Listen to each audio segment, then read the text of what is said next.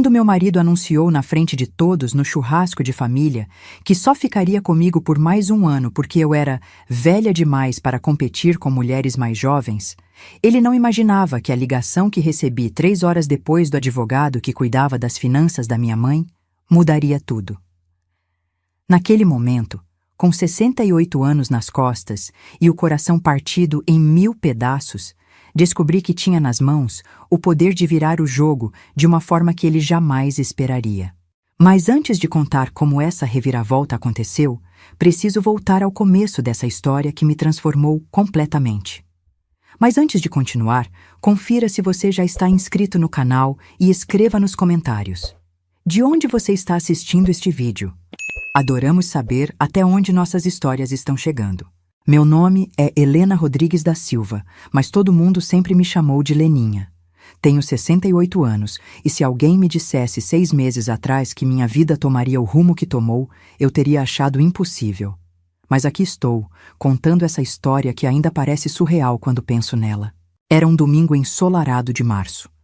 Eu havia passado a manhã inteira preparando um churrasco para a família.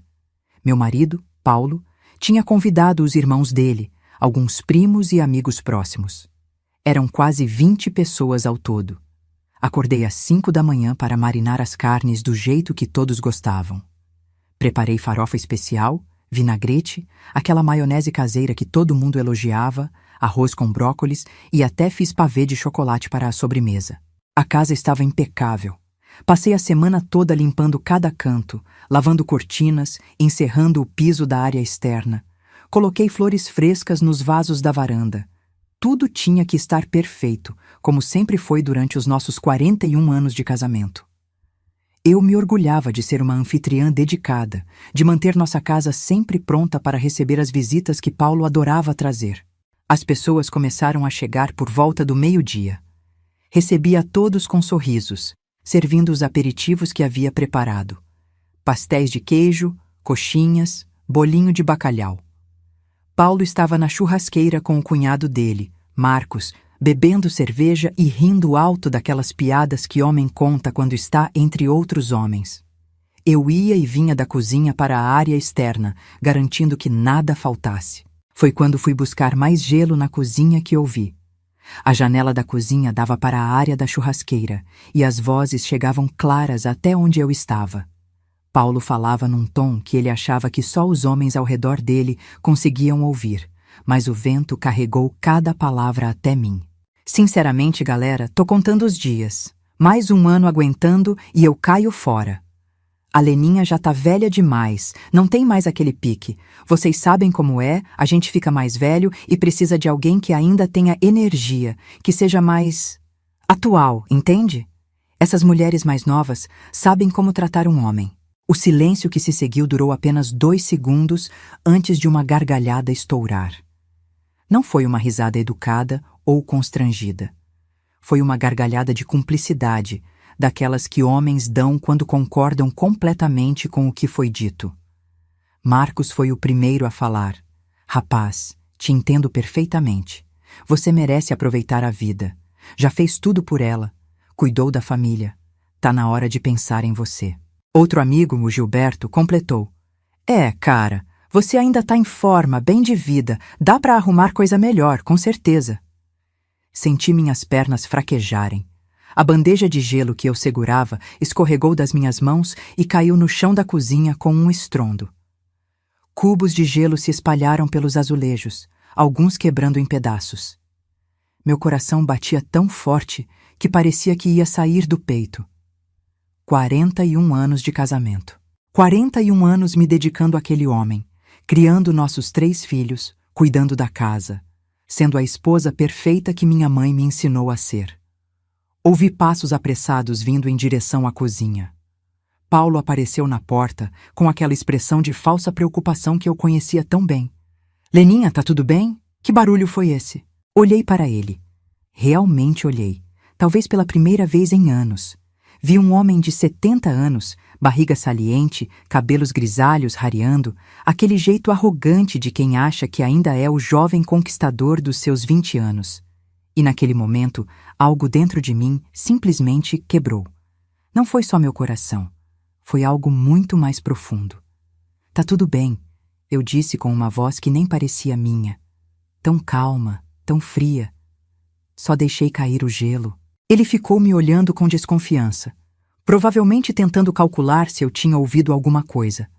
Mas eu mantive o rosto neutro, aquela máscara que aprendi a usar ao longo de décadas de casamento. Ele deu de ombros e voltou para a churrasqueira. Limpei o gelo do chão mecanicamente. Cada movimento era automático enquanto minha mente trabalhava em alta velocidade. Voltei para a área externa, servi a comida, sorri para as visitas, aceitei os elogios pela farofa, pela maionese, pelo pavê. Ninguém percebeu nada de diferente. Eu era boa nisso, em fingir que estava tudo bem quando por dentro eu estava despedaçando. O churrasco durou até o final da tarde. Quando o último convidado foi embora, Paulo se jogou no sofá da sala, satisfeito e cheio de cerveja. Que dia bom, né? Todo mundo adorou. Você sempre manda bem nessas coisas. Comecei a recolher os pratos e copos sujos espalhados pela casa. Lavei tudo em silêncio enquanto Paulo assistia à televisão. Ele nem ofereceu ajuda, como sempre. Quando terminei, já eram quase 9 da noite e eu estava exausta, mas não era o cansaço do corpo. Era um cansaço da alma, de uma vida inteira sendo menos do que eu merecia. Fui para o quarto, tirei aquele vestido que eu havia escolhido com tanto cuidado para o churrasco e coloquei meu pijama. Deitei na cama e fiquei olhando para o teto, ouvindo Paulo roncar ao meu lado meia hora depois.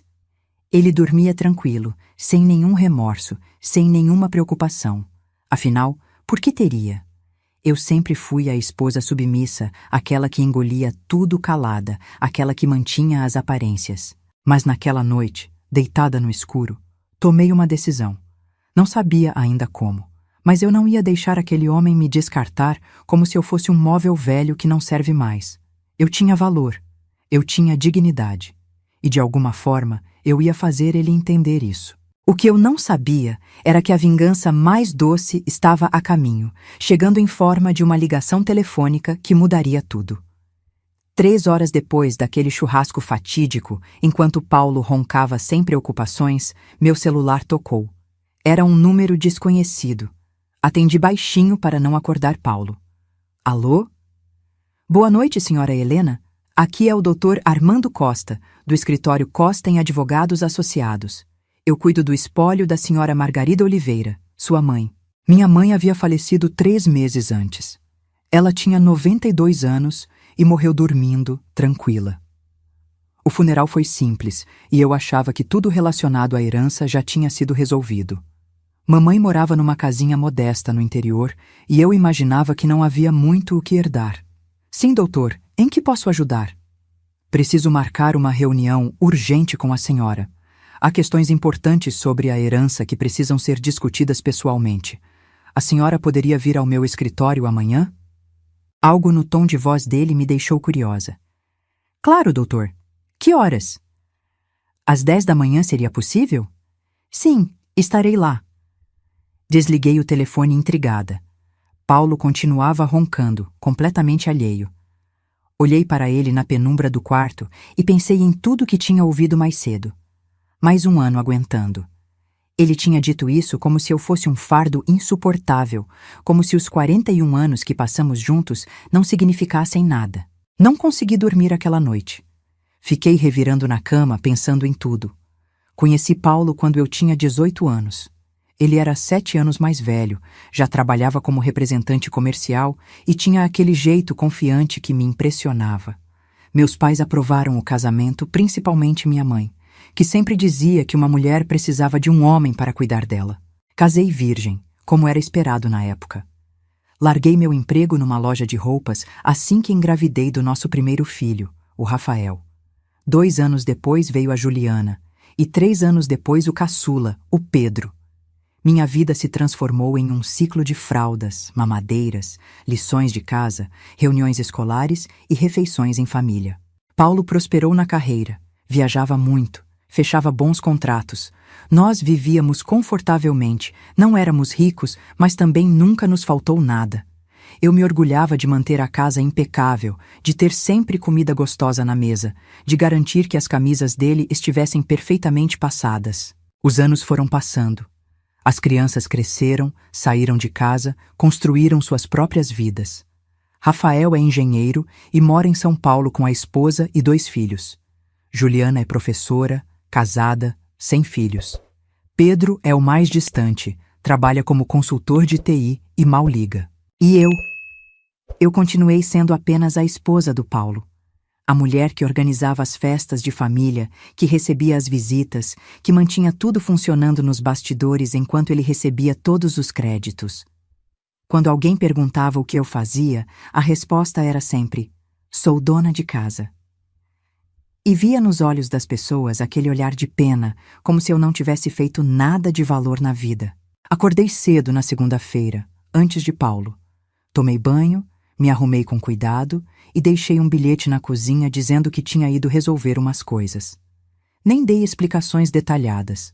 Peguei minha bolsa e fui para o escritório do Dr. Armando. O escritório ficava no centro da cidade, num prédio comercial antigo, mas bem conservado. A secretária me recebeu com um sorriso educado e me conduziu até a sala do advogado. Dr. Armando era um homem de uns 60 anos, cabelos completamente brancos, óculos de grau e um ar sério, mas gentil. Dona Helena, obrigado por vir. Por favor, sente-se. Ele apontou para uma poltrona de couro confortável, em frente à sua mesa. Gostaria de oferecer um café? Água? Um café, por favor. Enquanto a secretária preparava o café, Dr. Armando abriu uma pasta grossa em cima da mesa. Dona Helena, sua mãe me procurou há cerca de 2 anos para organizar seus bens e fazer um testamento adequado. Ela foi muito clara e específica sobre suas vontades. Tomei um gole do café que a secretária trouxe. Doutor, com todo respeito, minha mãe morava numa casa simples. Não imagino que houvesse muito a organizar. Ele me olhou por cima dos óculos com uma expressão que não consegui decifrar. Dona Helena, sua mãe foi uma mulher muito mais astuta do que todos imaginavam. Ela acumulou ao longo da vida um patrimônio considerável que manteve em segredo. Meu coração começou a bater mais rápido. Como assim? Sua mãe herdou de um tio distante, há muitos anos, alguns terrenos na região metropolitana. Ela nunca vendeu esses terrenos. Pelo contrário, ela foi comprando outros ao longo dos anos, sempre pagando à vista, sempre mantendo tudo em sigilo. Com a expansão da cidade, essas propriedades se valorizaram exponencialmente.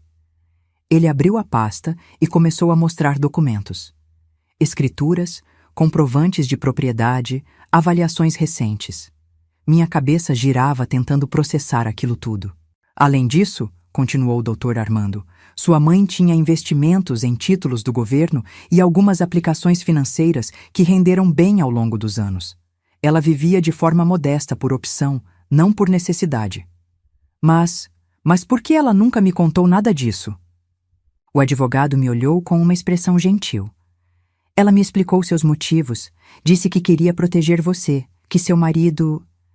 Ele hesitou, escolhendo as palavras com cuidado. Que seu marido não era uma pessoa de confiança financeira. Ela temia que, se você soubesse, ele de alguma forma acabaria tendo acesso a esse dinheiro. Senti lágrimas queimando meus olhos. Minha mãe sabia. Ela sempre soube que meu casamento não era o conto de fadas que eu fingia que era. Ela deixou tudo para a senhora, Dona Helena. Tudo.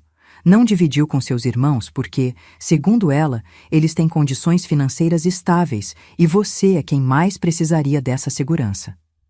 O valor total do patrimônio, após todos os impostos e taxas, é de aproximadamente 12 milhões de reais. Quase deixei a xícara de café cair. 12 milhões? Sim. As propriedades estão valendo muito devido à localização. Já recebi várias propostas de incorporadoras interessadas em comprar. Mas isso fica a seu critério. A senhora pode vender, pode alugar, pode manter. São suas decisões agora. Fiquei em silêncio por um longo momento, tentando absorver aquilo tudo. 12 milhões de reais. Eu, Helena Rodrigues da Silva, aquela que Paulo considerava velha demais e ultrapassada, tinha 12 milhões de reais. Doutor, minha voz saiu trêmula. Meu marido precisa saber disso? Ele balançou a cabeça. Legalmente não. Esta é uma herança sua, exclusiva. No regime de separação parcial de bens que vocês têm, heranças recebidas durante o casamento não entram na partilha. Este dinheiro é unicamente seu. Você não tem obrigação de revelar a ninguém, nem mesmo ao seu marido. Senti algo parecido com alívio e poder ao mesmo tempo. E se eu quiser me divorciar? O advogado não pareceu surpreso com a pergunta. Este patrimônio continuaria sendo exclusivamente seu. Seu marido não teria direito a nenhuma parte dele. Posso indicar uma excelente advogada especializada em direito de família, se for o caso. Saí daquele escritório 2 horas depois com a cabeça girando. Dr. Armando me deu todos os documentos, me explicou cada detalhe, me apresentou as opções que eu tinha. Também me deu o cartão da tal advogada, doutora Patrícia Almeida. Sentei no meu carro no estacionamento e simplesmente respirei. 41 anos. 41 anos sendo invisível, sendo tratada como se não tivesse valor. E agora, nas minhas mãos, estava o poder de mudar tudo. Pensei em Paulo, roncando tranquilo na noite anterior enquanto planejava me abandonar em 1 ano.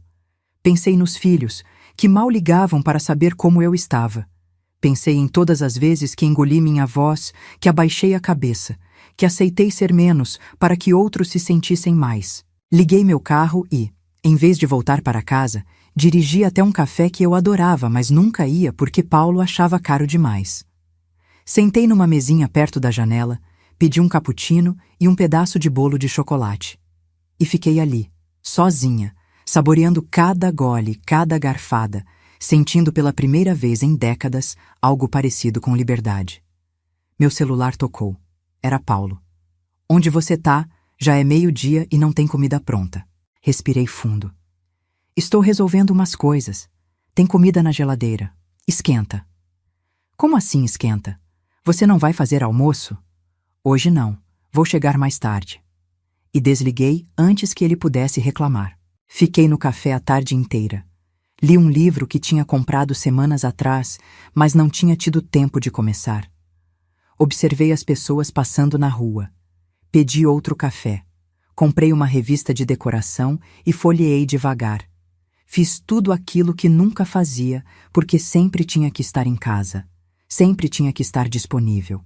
Sempre tinha que colocar as necessidades de todo mundo antes das minhas. Quando cheguei em casa, eram quase 6 da tarde. Paulo estava no sofá, de cara fechada. Que história é essa de ficar o dia inteiro na rua? Tive que comer ovo frito no almoço. Coloquei minha bolsa na mesa da sala e olhei para ele. Eu disse que tinha coisas para resolver. Que coisas? Você não trabalha, não estuda. Que coisas você tinha para resolver que não podia ter avisado direito? Ali estava. Aquele tom de desprezo, aquela atitude de que meu tempo não tinha valor porque eu não recebia um salário por ele. Assuntos pessoais. Não preciso te dar satisfação de cada movimento que faço. Ele me olhou surpreso. Eu nunca falava com ele desse jeito. Que foi? Tá ficando doida? Tá na menopausa de novo? Respirei fundo, contando até 10 mentalmente. Não era o momento ainda. Eu precisava de um plano. Vou fazer janta. Pode ir lavar as mãos. Nos dias seguintes, mantive minha rotina normal por fora, enquanto por dentro eu planejava cada passo. Liguei para a doutora Patrícia Almeida e marquei uma reunião. Fui até o banco com os documentos que Dr. Armando me deu e abri uma conta exclusiva em meu nome. Comecei a pesquisar sobre investimentos, sobre como gerir patrimônio, sobre direitos no divórcio. À noite, quando Paulo dormia, eu ficava acordada no tablet pesquisando. Aprendi sobre fundos de investimento, sobre imóveis, sobre como proteger bens. Descobri um mundo inteiro que sempre esteve ali, mas que eu nunca tinha explorado porque achava que não era capaz, que não era inteligente o suficiente para entender essas coisas. Mas eu era capaz. Eu era inteligente. Eu só nunca tinha tido a oportunidade de provar isso porque estava ocupada demais sendo a esposa perfeita. 2 semanas depois do churrasco fatídico, tive minha primeira reunião com doutora Patrícia. Ela era uma mulher de uns 45 anos, elegante, com um jeito firme mas acolhedor. Seu escritório ficava num prédio moderno, todo decorado em tons de cinza e branco. Dona Helena, conte-me sua história. Por que está pensando em divórcio? Contei tudo. Os 41 anos de casamento, as humilhações sutis ao longo dos anos, o desprezo crescente e principalmente aquele comentário no churrasco. Ela me ouviu atentamente fazendo anotações. E o patrimônio do casal? Ela perguntou. Temos a casa onde moramos, quitada, avaliada em cerca de R$ 800.000. Paulo tem um carro no nome dele. Eu tenho um carro mais simples no meu nome. Ele tem uma conta de aposentadoria. Eu não trabalhei formalmente, então não tenho aposentadoria própria.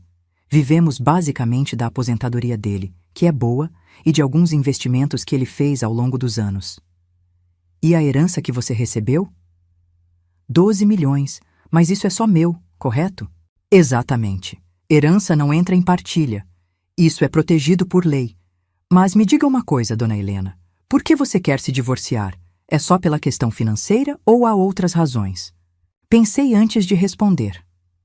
Doutora Patrícia, passei 41 anos sendo invisível, sendo a mulher que cuidava de tudo, mas não recebia crédito por nada. Paulo sempre me fez sentir que eu era inferior, que eu deveria ser grata por ele me sustentar, como se criar 3 filhos, manter uma casa, apoiá-lo em cada etapa da vida dele não fosse trabalho. E agora que ele planeja te deixar depois de mais um ano, ela completou. Agora eu quero ser quem decide quando e como esse casamento acaba. Quero minha dignidade de volta. Ela sorriu. Então vamos fazer isso acontecer. Mas precisamos ser estratégicas. Você disse que ele não sabe da herança? Não, ninguém sabe, nem meus filhos. Ótimo, vamos manter assim por enquanto. Isso nos dá uma vantagem. Seu marido provavelmente acha que você está em posição de fragilidade financeira, que vai aceitar qualquer coisa num divórcio porque precisa do dinheiro dele.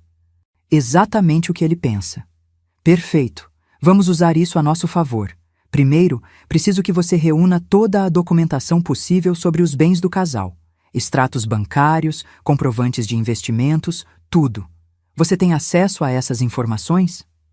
Paulo guarda tudo num arquivo no escritório dele em casa. Ele acha que eu não entendo nada dessas coisas, então nunca esconde. Ótimo. Fotografe tudo com seu celular e me envie. Preciso entender exatamente qual é a situação financeira do casal. Também quero que você comece a documentar qualquer situação de desrespeito ou humilhação.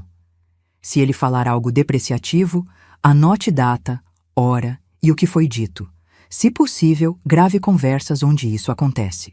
Nos dias seguintes, virei uma espécie de detetive na própria casa. Quando Paulo saía, eu entrava no escritório dele e fotografava cada documento. Descobri que ele tinha bem mais dinheiro guardado do que eu imaginava. Quase 1 milhão em investimentos diversos. Também encontrei extratos de cartão de crédito com gastos estranhos. Restaurantes caros, presentes em lojas que eu nunca tinha recebido nada. Meu coração apertou quando vi. Seria possível que... Preferi não pensar nisso ainda. Enviei tudo para a doutora Patrícia. Ela me ligou 2 dias depois. Dona Helena, precisamos conversar.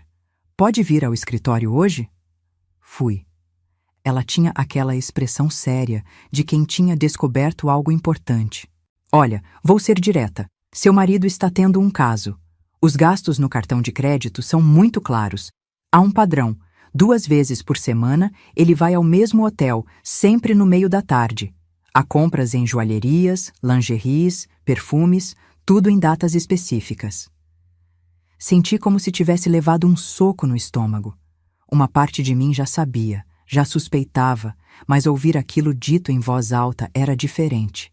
Posso contratar um investigador particular se você quiser provas concretas, ela continuou. Para o divórcio em si não é necessário, mas às vezes ter essas provas ajuda em outras questões. Faça isso, eu disse. Minha voz saiu mais firme do que eu esperava. Quero saber tudo. O investigador, um homem discreto chamado Carlos, me apresentou seu relatório 1 semana depois. Paulo estava tendo um caso com uma mulher de 42 anos chamada Viviane. Ela trabalhava como gerente em uma das empresas que ele visitava como representante comercial. O caso durava pelo menos 6 meses. Havia fotos dos dois entrando e saindo do hotel, abraçados, rindo. Olhei para aquelas fotos e não senti ciúmes. Senti raiva. Raiva por ter desperdiçado 41 anos com aquele homem. Raiva por ele me fazer sentir velha e inadequada quando ele mesmo estava tendo um caso. Raiva porque eu tinha sido fiel, dedicada, perfeita, e aquilo nunca foi suficiente. Ele está gastando dinheiro do casal com ela, apontou doutora Patrícia. Isso é importante, podemos usar isso no processo. Além disso, infidelidade ainda é considerada nas questões de divisão de bens e pensão. Não vai mudar o resultado drasticamente, mas ajuda. Mas eu tinha uma preocupação. E meus filhos, como eles vão reagir? Isso você vai ter que avaliar. Quer contar para eles antes de começar o processo de divórcio? Pensei bem. Rafael, o mais velho, sempre foi próximo do pai. Juliana era mais neutra. Pedro mal se envolvia com a família. Acho que preciso conversar com eles, mas tenho medo da reação. Dona Helena, posso te dar um conselho? Seus filhos são adultos. Eles precisam lidar com as consequências das escolhas do próprio pai. Você passou 41 anos protegendo a imagem dele, mantendo a família unida. Não é sua obrigação continuar fazendo isso. Ela tinha razão, mas era mais fácil falar do que fazer. Decidi começar pela Juliana, que morava mais perto. Liguei e marquei um almoço, só nós duas. Encontramos num restaurante tranquilo. Mãe, que surpresa me chamar para almoçar assim fora de casa? Ela disse quando se sentou. Aconteceu alguma coisa? Ju, preciso conversar com você sobre uma coisa séria. Vi a preocupação aparecer no rosto dela. Você tá doente? É isso? Oh meu Deus, é câncer? Não, não é nada disso. Eu tô bem de saúde. Respirei fundo. Eu vou me divorciar do seu pai.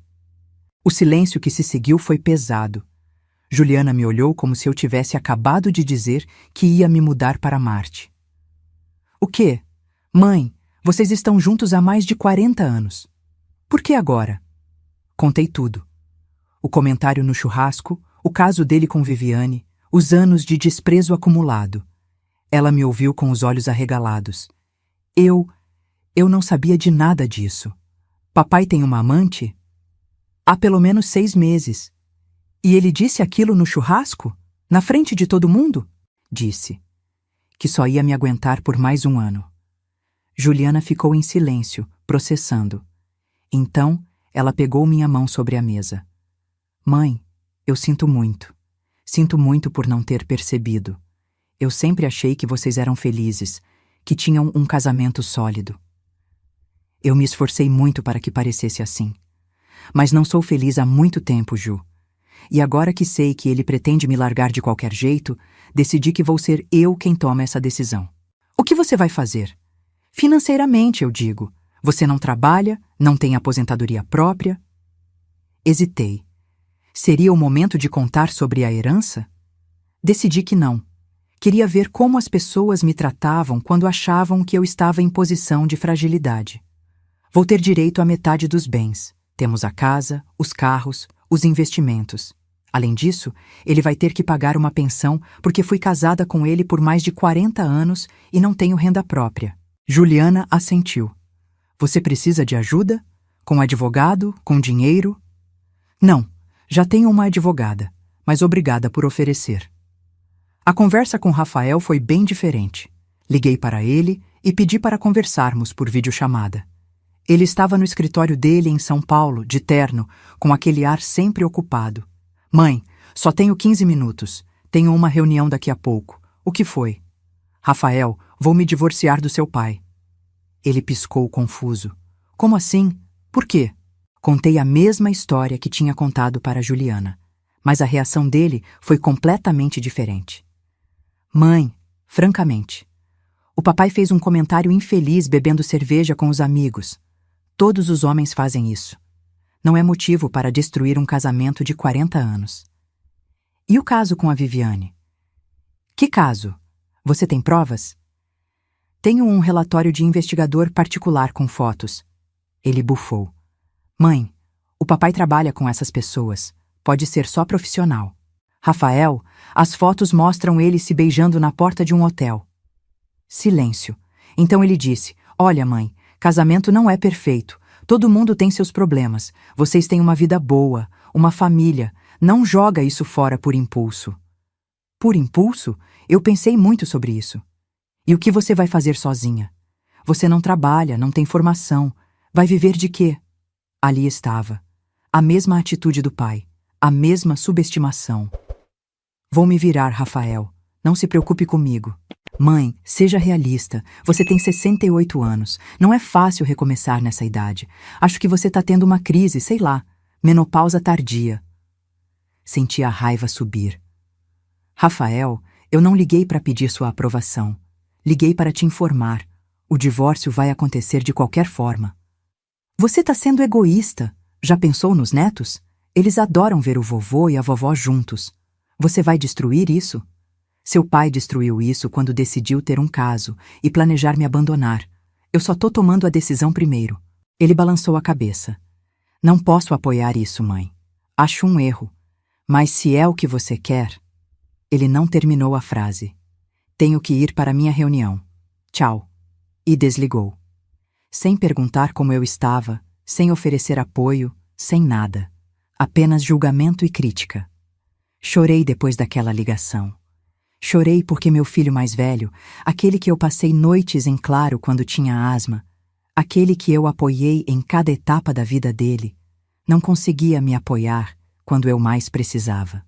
Pedro, o caçula, foi o mais indiferente.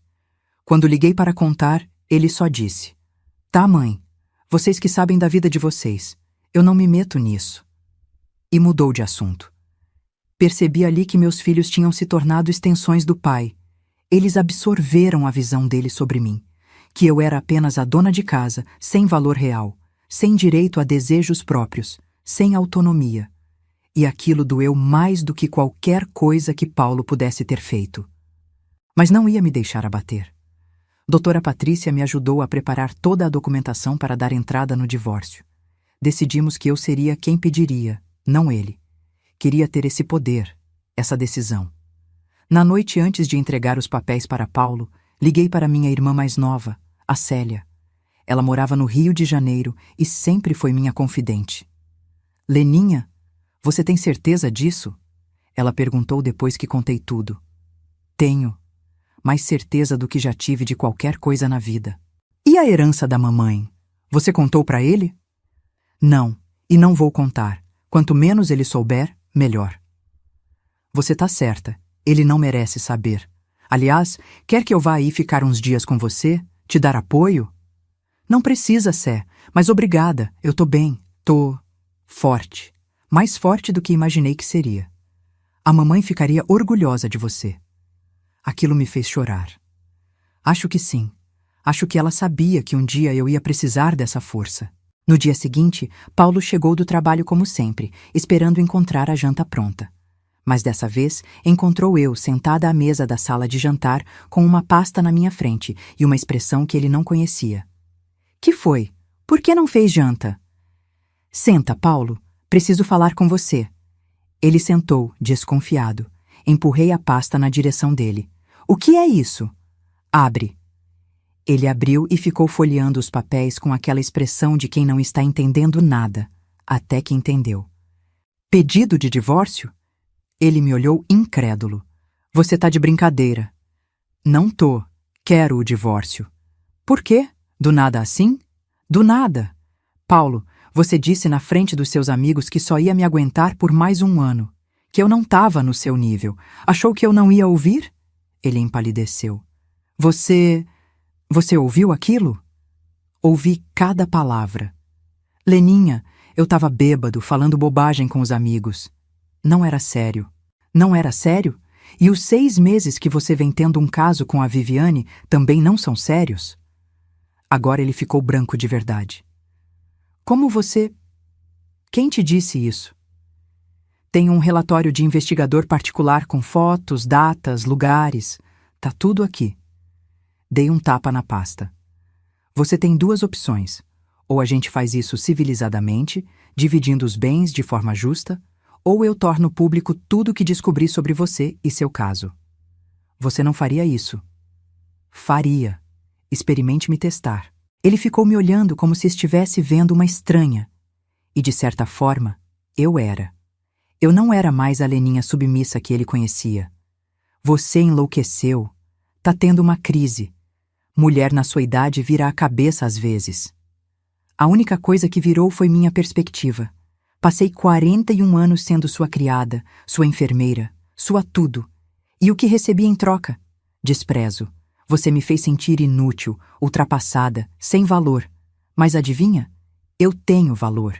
E não preciso de você para provar isso.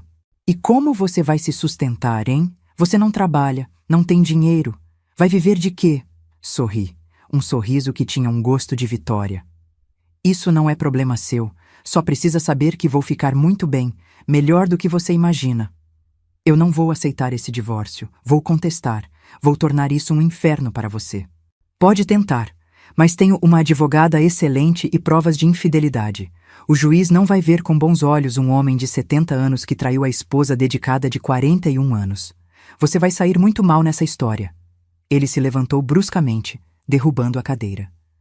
Você é uma ingrata, depois de tudo que eu fiz por você. O que você fez por mim? Me sustentou?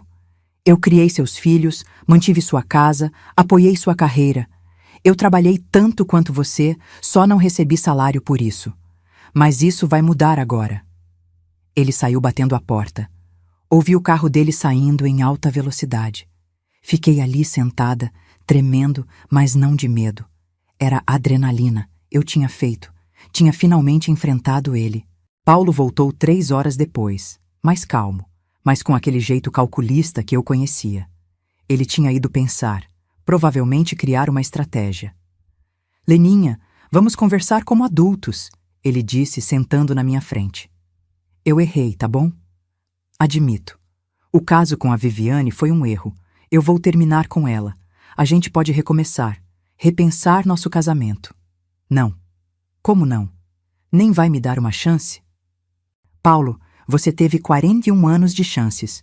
Desperdiçou todas. Não quero recomeçar nada com você. Quero minha liberdade. Você tá fazendo isso para me punir. Não. Tô fazendo isso para me libertar. Tem diferença. Ele mudou de tática. Pensa nos nossos filhos, na família que a gente construiu. Os filhos são adultos. Eles vão lidar com isso. E que família, Paulo? Aquela onde você me humilha, onde você me trai. Essa família já estava quebrada há muito tempo. Só eu que não queria ver. E quanto ao dinheiro? Você sabe que vai ser difícil para você. Não tem formação, não tem experiência de trabalho. Eu me viro. Não é sua preocupação. Vi frustração crescer nos olhos dele. Ele não estava acostumado a não ter controle sobre mim. Durante todos esses anos, eu sempre cedia, sempre recuava. Mas agora era diferente. Tá bom, ele disse finalmente. Se é divórcio que você quer, vamos fazer. Mas não vou te dar mais do que o mínimo necessário. Você não merece mais que isso. Quem vai decidir o que eu mereço é o juiz, não você. Nos dias seguintes, a casa virou um campo de guerra fria. Mal nos falávamos. Ele dormia no quarto de hóspedes. Eu continuava minha rotina, mas agora sem cozinhar para ele, sem lavar suas roupas, sem fazer nada além do básico para mim mesma. Ele reclamou algumas vezes. Você não vai fazer comida? Faço a minha. Você é adulto, faça a sua. Foi libertador. Cada pequeno ato de independência era uma vitória. Doutora Patrícia entrou oficialmente com o pedido de divórcio. Paulo contratou um advogado, o Dr. Maurício, que tinha reputação de ser agressivo. A primeira audiência foi marcada para 3 semanas depois. Nesse meio tempo, aconteceu algo que eu não esperava. Viviane, a amante, me ligou. Alô? Dona Helena, aqui é a Viviane. Meu primeiro instinto foi desligar, mas a curiosidade falou mais alto. O que você quer? Eu preciso falar com a senhora, pessoalmente. Por favor, é importante. Não tenho nada para falar com você. Por favor, eu sei que a senhora não me deve nada, mas preciso muito conversar. Meia hora do seu tempo, só isso. Contra meu melhor julgamento, concordei. Marcamos em um café no centro da cidade. Ela estava me esperando quando cheguei. Era mais nova do que eu imaginava pelas fotos, bonita de um jeito comum. Parecia nervosa. Dona Helena, obrigada por vir. Eu sei que a senhora tem todo o direito de me odiar. Não te odeio, nem penso em você o suficiente para odiar. Ela fez uma careta. Eu mereço isso. Olha, eu não vim aqui para me justificar. Vim porque preciso te contar uma coisa sobre o Paulo. Não quero saber dos detalhes do caso de vocês. Não é sobre o caso, é sobre outras coisas. Ele te contou que eu fui a única? Meu coração gelou. O que você quer dizer? Eu não sou a primeira, dona Helena. Eu sou só a mais recente de uma longa lista. O Paulo tem casos há anos, décadas talvez. Senti o chão sumir sob meus pés. Como você sabe disso? Porque ele me contou. No começo, quando ele estava me conquistando, ele disse que o casamento dele era vazio há muito tempo. Que vocês só mantinham as aparências. Que ele tinha tido outros relacionamentos ao longo dos anos porque precisava de conexão. Lágrimas queimaram meus olhos. Não pelos casos em si, mas pelos anos perdidos. Pelos anos em que fui fiel, dedicada, perfeita, enquanto ele me traía repetidamente. Por que você está me contando isso? Ela suspirou. Porque ele me usou, me fez promessas. Disse que ia se divorciar e a gente ia ficar junto. Mas agora que a senhora pediu o divórcio, ele me largou. Disse que não precisa mais de mim, que vai lutar para salvar o casamento para não perder dinheiro na divisão. E você quer vingança? Quero justiça. E acho que a senhora também merece saber a verdade. Ele não é quem finge ser. Nunca foi. Ela me deu nomes, datas, lugares, tudo registrado porque, aparentemente, ela havia começado a desconfiar que era descartável e tinha reunido provas para se proteger. Levei tudo para a doutora Patrícia. Ela sorriu ao ler. Isso é ouro, dona Helena. Com essas informações, podemos provar infidelidade reiterada. Isso pesa muito no processo. Mas eu tinha uma pergunta. Por que ela me deu isso? Qual o interesse dela? Talvez ela realmente queira justiça. Ou talvez ela esteja se vingando por ter sido usada. Seja qual for o motivo, essas informações nos ajudam. A primeira audiência chegou. Entrei no fórum com a doutora Patrícia ao meu lado, vestida com um conjunto que comprei especialmente para a ocasião. Queria parecer forte, confiante, e era exatamente como me sentia. Paulo estava lá com o Dr. Maurício. Ele me olhou com raiva, mas também com algo que parecia ser medo. Ele sabia que eu tinha provas contra ele. O juiz, Dr. Henrique Portela, era um homem de uns 55 anos, de aparência séria.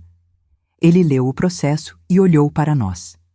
Então, temos aqui um casamento de 41 anos, onde a parte autora solicita o divórcio baseado em infidelidade e desrespeito reiterado. Dr. Maurício, qual é a posição do réu? O advogado de Paulo se levantou. Meritíssimo, meu cliente reconhece que houve problemas no casamento, mas acredita que há possibilidade de reconciliação. A autora está agindo por impulso, sem considerar adequadamente as consequências. Doutora Patrícia se levantou. Meritíssimo, minha cliente passou 41 anos dedicando-se integralmente a este casamento e à família. Ela tem provas documentadas de múltiplos casos extraconjugais do réu ao longo dos anos, incluindo gastos de bens do casal com essas amantes. Além disso, há registros de desrespeito público, onde o réu declarou sua intenção de terminar o casamento porque considerava da esposa inadequada para seu nível social atual. O juiz arqueou uma sobrancelha. Tem provas dessas declarações? Tenho o testemunho de várias pessoas que ouviram, além de gravações. Paulo ficou vermelho. Ele não sabia que Roberto, um dos amigos que estava no churrasco, tinha me procurado dias depois para se desculpar e se oferecer para testemunhar. Ele tinha gravado parte da conversa no celular sem querer, e o áudio pegou claramente a voz de Paulo fazendo aqueles comentários. E quanto à divisão de bens? Perguntou o juiz. Solicitamos divisão igualitária de todos os bens do casal, além de uma compensação por trabalho doméstico não remunerado prestado por 41 anos, e danos morais por infidelidade reiterada e desrespeito público. Dr. Maurício tentou protestar. Meritíssimo, isso é absurdo. A autora não tem direito à compensação além da divisão básica. Ela foi sustentada durante todo o casamento. Sustentada? Doutora Patrícia se virou para ele. Ela criou 3 filhos, manteve uma casa, apoiou a carreira do réu de todas as formas possíveis. Isso não é trabalho? Se ela tivesse sido contratada para fazer tudo o que fez, quanto custaria? Uma babá, uma cozinheira, uma faxineira, uma assistente pessoal? Façam as contas. O juiz parecia impressionado. Tem razão. Esse é um argumento válido. Vou analisar todos os documentos apresentados e marcar uma nova audiência para daqui a 30 dias. Até lá, determino que o réu continue depositando a quantia mensal que depositava para despesas da casa em conta da autora e que não haja venda ou transferência de nenhum bem do casal. Saímos do fórum e doutora Patrícia estava radiante. Foi muito bem, dona Helena. O juiz está claramente do nosso lado. Com as provas que temos, é impossível Paulo sair bem dessa. Mas eu não estava pensando na vitória legal. Estava pensando em algo mais profundo, em como tinha chegado até ali. Naquela noite, sentada sozinha na sala, Paulo tinha ido dormir num hotel, dizendo que não suportava mais ficar na mesma casa que eu. Peguei meu celular e comecei a escrever. Não sabia bem o que estava escrevendo, mas as palavras simplesmente fluíam. Escrevi sobre os 41 anos de casamento, sobre a garota de 18 anos que achou que estava vivendo um conto de fadas, sobre a mãe dedicada que colocou todos antes dela mesma, sobre a esposa que perdeu sua identidade no papel de ser a mulher de alguém, e sobre a mulher de 68 anos que finalmente estava se encontrando. Escrevi até de madrugada, e quando terminei, tinha várias páginas de reflexões, memórias, dores e descobertas. Mandei para Célia, minha irmã. Ela me ligou chorando. Leninha, isso é lindo e doloroso, mas principalmente libertador. Você já pensou em fazer alguma coisa com isso? Publicar? Compartilhar? Como assim? Sei lá. Um blog, talvez. Ou até um livro. Tantas mulheres passam pelo que você passou. Sua história pode ajudar outras pessoas. A ideia ficou na minha cabeça. Será que minha experiência poderia realmente ajudar alguém? Pesquisei sobre como criar um blog. Era mais simples do que imaginei. Criei um chamado Recomeços aos 68 e comecei a postar minhas reflexões. Não esperava nada, mas em poucas semanas tinha centenas de comentários de mulheres de todas as idades dizendo que se identificavam, que estavam passando por situações parecidas, que minha coragem as inspirava. Uma mulher em particular, a Rosa, de 62 anos, me escreveu dizendo que estava num casamento infeliz há 35 anos e que meu blog tinha dado a ela coragem para procurar um advogado. Outra, a Mariana, de 54 anos, disse que tinha acabado de herdar dinheiro do pai e estava em dúvida se contava para o marido abusivo. Minha história a fez decidir manter segredo e usar o dinheiro para se libertar. Percebi que minha dor tinha um propósito. Estava ajudando outras mulheres a encontrarem suas próprias forças. Enquanto isso, o processo de divórcio seguia. Paulo tentou de tudo. Primeiro, tentou me convencer a voltar atrás. Mandou flores, que joguei fora. Escreveu cartas, que não li. Até apareceu na igreja que eu frequentava aos domingos para fazer uma cena emocional na minha frente, o que só o fez parecer ridículo. Quando viu que eu não ia ceder, ele mudou de tática. Começou a espalhar mentiras sobre mim para os filhos e amigos. Dizia que eu estava tendo um caso, que eu tinha enlouquecido, que eu estava sob influência de pessoas mal intencionadas. Rafael acreditou. Juliana duvidou. Pedro não se importou o suficiente para tomar partido. Mas o pior foi quando ele tentou mexer no dinheiro. Descobri por doutora Patrícia que ele tinha tentado transferir vários investimentos para o nome da empresa dele, tentando esconder patrimônio antes da divisão. Mas como o juiz havia proibido qualquer movimentação, a tentativa foi flagrada e ele quase foi preso por desacato. Ele está desesperado, comentou doutora Patrícia. Sabe que vai perder feio e está tentando salvar o que pode. Na segunda audiência, o juiz não estava nada feliz com Paulo. Senhor Paulo, tentou transferir bens após minha determinação expressa de que nada fosse movimentado. Isso é desacato à autoridade deste juízo.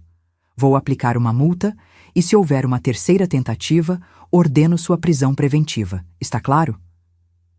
Paulo murmurou um sim, com a cara no chão.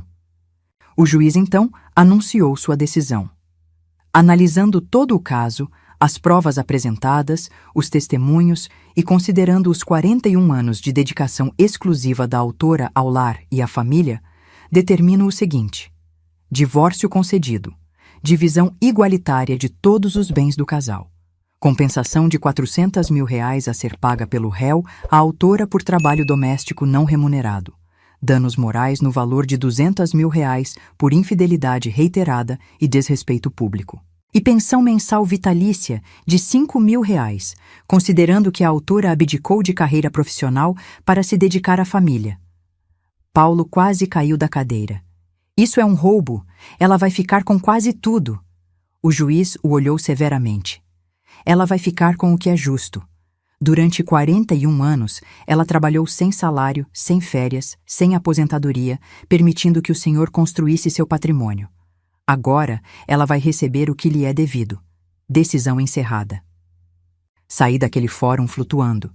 Não era pelo dinheiro, embora R$ 600 mil, mais metade dos bens, fosse significativo. Era pela validação, por um juiz, uma autoridade, reconhecer que meu trabalho teve valor, que minha dedicação importou, que eu merecia mais do que migalhas. Paulo tentou recorrer, mas Dr. Maurício o aconselhou a aceitar. Você vai perder feio na segunda instância. Aceita e encerra isso. Ele aceitou a contragosto. O divórcio foi finalizado 3 meses depois da primeira audiência. Livre. Finalmente livre. A primeira coisa que fiz foi vender minha parte da casa para Paulo. Ele teve que pegar um empréstimo para me pagar, mas conseguiu. Eu não queria nada que me lembrasse daquele casamento.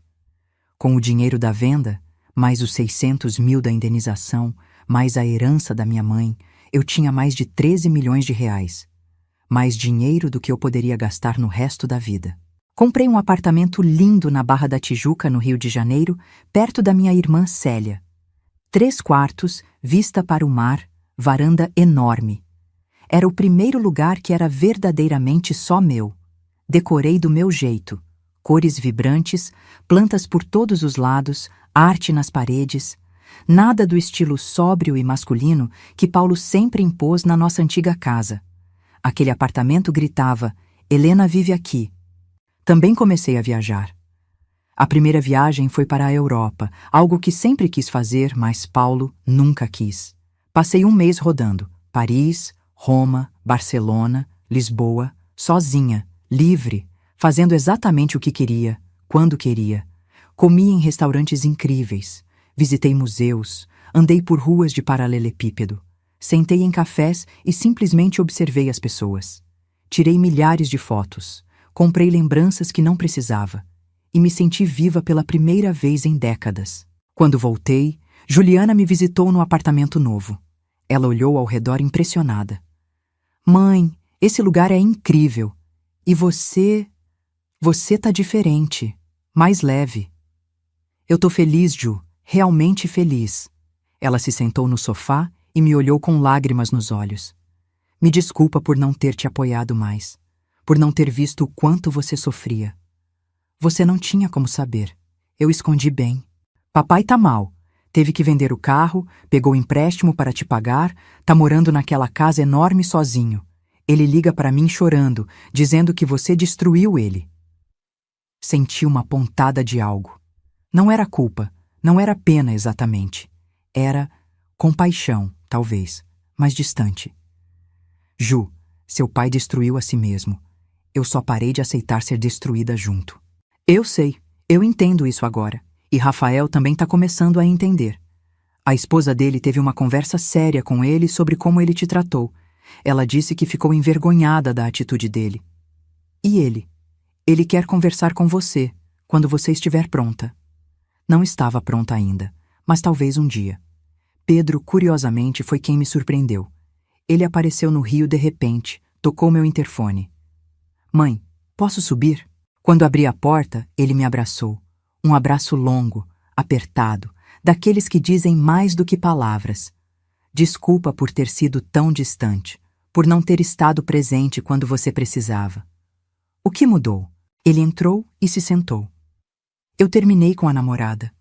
A gente brigou porque ela queria que eu parasse de ajudar financeiramente uma amiga que está em situação difícil. Ela disse que eu não devia me meter na vida dos outros. E naquela hora, eu pensei em você. Em como eu não me meti quando você precisava. Em como eu fui egoísta. Pedro, deixa eu terminar. Eu te devo um pedido de desculpas gigante. Você sempre foi incrível e eu nunca reconheci isso. Sempre te vi como o papai te via, só a dona de casa. Mas você é muito mais que isso, sempre foi. Chorei. Abraçamos de novo. E naquele momento, recuperei pelo menos parte do relacionamento com meu filho caçula. Meu blog continuava crescendo. Eu escrevia semanalmente sobre minha nova vida, sobre os desafios de recomeçar, sobre as descobertas que fazia sobre mim mesma. Comecei a receber convites para dar palestras em grupos de mulheres. A primeira palestra foi aterrorizante. Eram 50 mulheres na plateia, todas me olhando expectantes.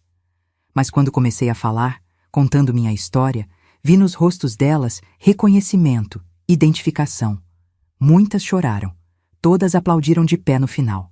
Você nos deu coragem, disse uma senhora de uns 75 anos depois. Se você conseguiu recomeçar aos 68, eu posso recomeçar aos 75. Isso se tornou meu propósito. Usar minha história para empoderar outras mulheres. Para mostrar que nunca é tarde demais para recuperar sua vida, sua dignidade, seu valor.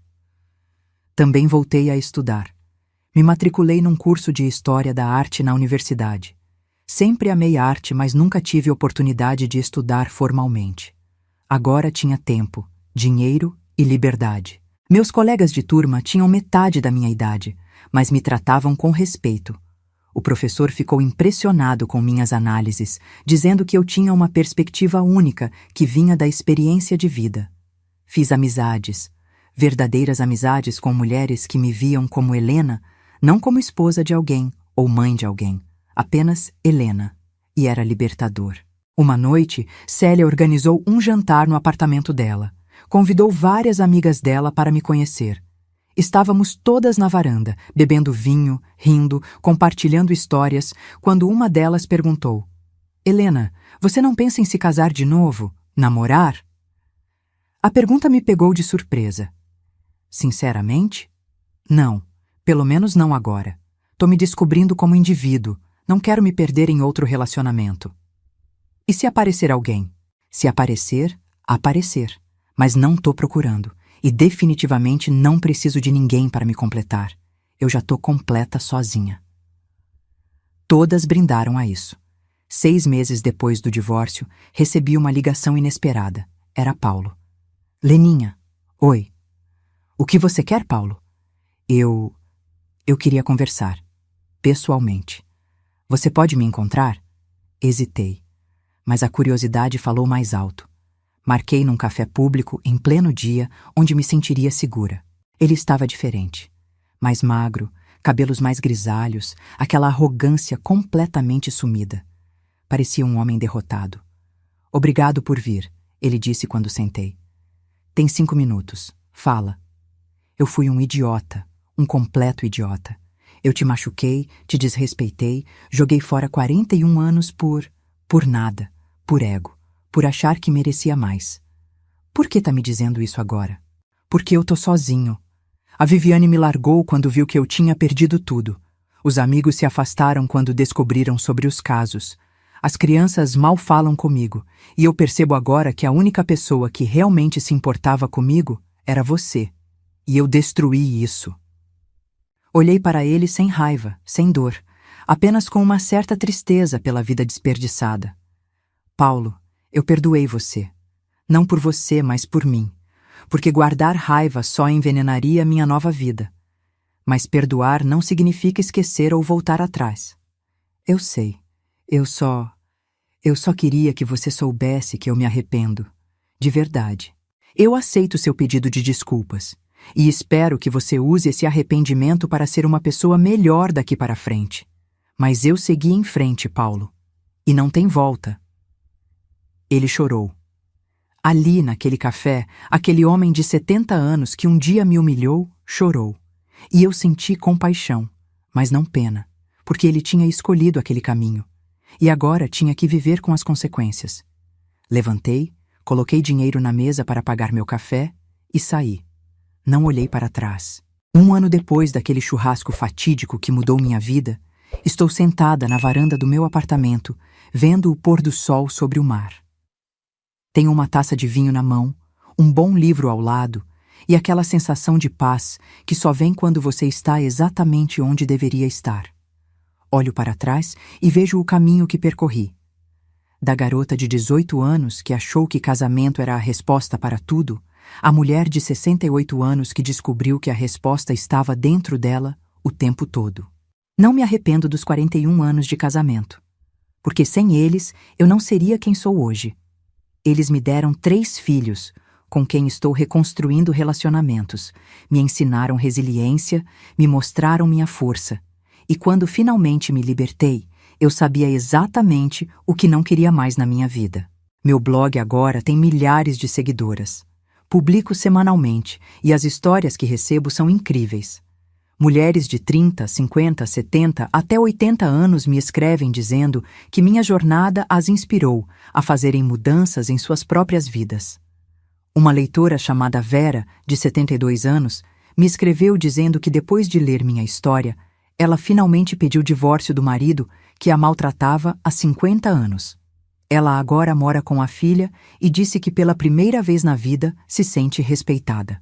Outra, a Clarice, de 58 anos, usou uma herança que recebeu e manteve em segredo, seguindo meu conselho, para abrir o ateliê de costura que sempre sonhou.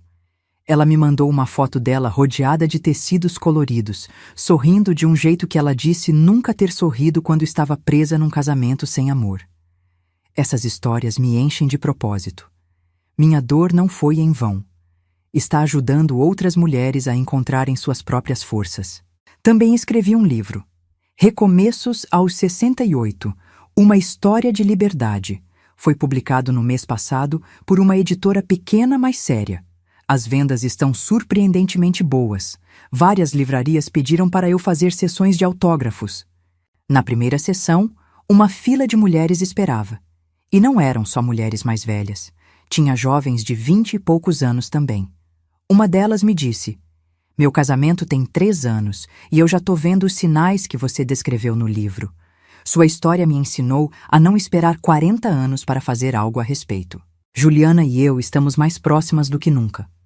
Ela decidiu fazer terapia para trabalhar questões próprias e me agradeceu por ter sido forte o suficiente para sair, porque isso a inspirou a também fazer mudanças na vida dela. Pedro vem me visitar regularmente. Ele conheceu uma mulher maravilhosa que o trata como igual e me disse: "Eu sei como quero ser tratado e como devo tratar alguém por causa de você, mãe. Por causa de ver o que você aguentou e o que você merecia." Rafael ainda está em processo. Nós conversamos de vez em quando, mas ele ainda tem dificuldade de admitir que o pai estava errado e eu estava certa. Mas pelo menos ele parou de me criticar. É um começo. Paulo, eu não vejo mais. Ouço notícias através dos filhos às vezes. Ele está namorando alguém novo, uma mulher de 50 anos. Espero que ele trate ela melhor do que me tratou. Mas não é mais minha preocupação. Quanto a mim, estou descobrindo quem é Helena. Não a esposa de Paulo, não a mãe de Rafael, Juliana e Pedro. Apenas Helena. Descobri que adoro viajar sozinha. Já visitei 12 países neste último ano. Descobri que tenho talento para fotografia e já vendi algumas fotos que tirei nas minhas viagens. Descobri que gosto de acordar tarde, de tomar café na cama, de passar o dia inteiro de pijama lendo se eu quiser. Descobri que não preciso de validação de ninguém, que meu valor não vem de ser útil para outros, mas simplesmente de existir. E que ser egoísta, cuidar de mim mesma, não é algo ruim. É necessário, é saudável, é merecido. Conheci um homem interessante no curso de História da Arte. O professor, na verdade, viúvo há 3 anos, 65 anos. Ele me convidou para jantar algumas vezes. Fomos. Foi agradável. Ele é educado, inteligente, nos respeitamos mutuamente. Não sei se vai virar algo mais, e tudo bem se não virar, porque pela primeira vez na vida estou completa sozinha. Se alguém vier adicionar algo à minha vida, ótimo, mas eu não preciso de ninguém para me completar. Minhas amigas novas são incríveis. Formamos um grupo que se encontra toda semana. Vamos ao cinema, teatros, exposições, jantares, rimos, choramos, compartilhamos histórias. São o tipo de amizades profundas que só se formam quando você está sendo autêntica. A herança da minha mãe não foi só dinheiro. Foi liberdade. Foi poder de escolha. Foi a oportunidade de recomeçar. E eu usei essa oportunidade da melhor forma possível. Investi bem. Tenho renda passiva suficiente para viver confortavelmente sem preocupações. Doei para instituições que ajudam mulheres em situação de violência doméstica. Criei uma pequena bolsa de estudos para mulheres acima de 50 anos que querem voltar a estudar, mas não têm recursos. Porque se minha história me ensinou algo, é que recursos, sejam financeiros, emocionais ou educacionais, podem transformar vidas. E eu quero ajudar outras mulheres a terem as mesmas oportunidades que tive. Olho para o mar e penso na jornada. Do churrasco, onde ouvi aquelas palavras devastadoras à vida que construí agora. Da humilhação à libertação. Da invisibilidade ao empoderamento. Tenho 69 anos agora. E sinto que minha vida está apenas começando. Tenho planos. Quero aprender italiano e passar um semestre morando na Itália. Quero escrever outro livro. Quero fazer mais palestras, alcançar mais mulheres. Quero viver plenamente cada dia que me resta, sem medo, sem culpa, sem vergonha, apenas vivendo, sendo, existindo no meu próprio direito. E se eu pudesse dar um conselho para qualquer mulher que esteja lendo isso, seja ela jovem ou velha, seria este: você tem valor. Você sempre teve. Não importa o que alguém te disse, não importa quantas vezes te fizeram sentir inferior. Seu valor é intrínseco. Não vem de ser esposa de alguém, mãe de alguém, filha de alguém. Vem de ser você.